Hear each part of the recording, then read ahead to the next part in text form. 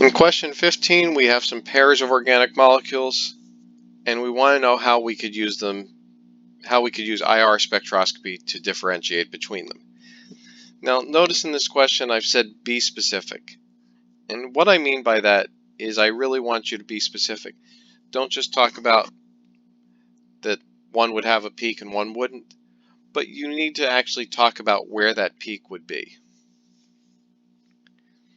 And so in part A, both of these are alkynes. And we know that alkynes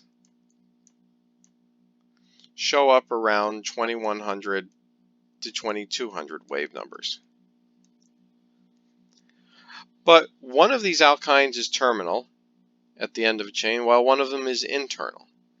And that usually means there's going to be two major differences.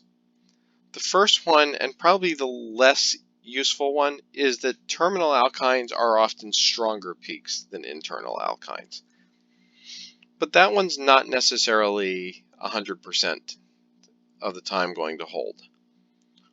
What is important, though, is the terminal alkyne has this CH.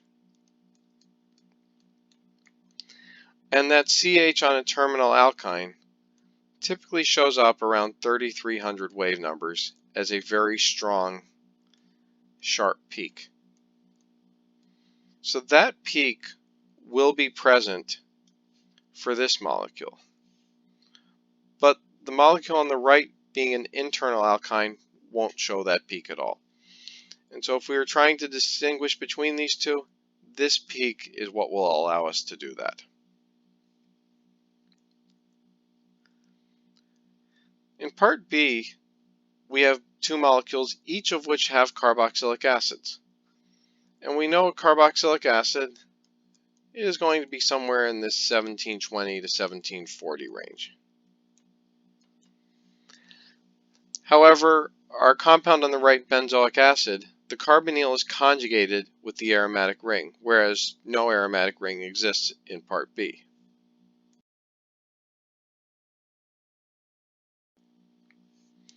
Because of that conjugation, while the one on the left is still going to be in that 1720 to 1740 range, the one on the right is going to be slightly lower. Where exactly? We've seen in the past that conjugation might take it down by 20 or 30 wave numbers, so we could say that we would expect to see this one, closer to 1700 to 1720 wave numbers.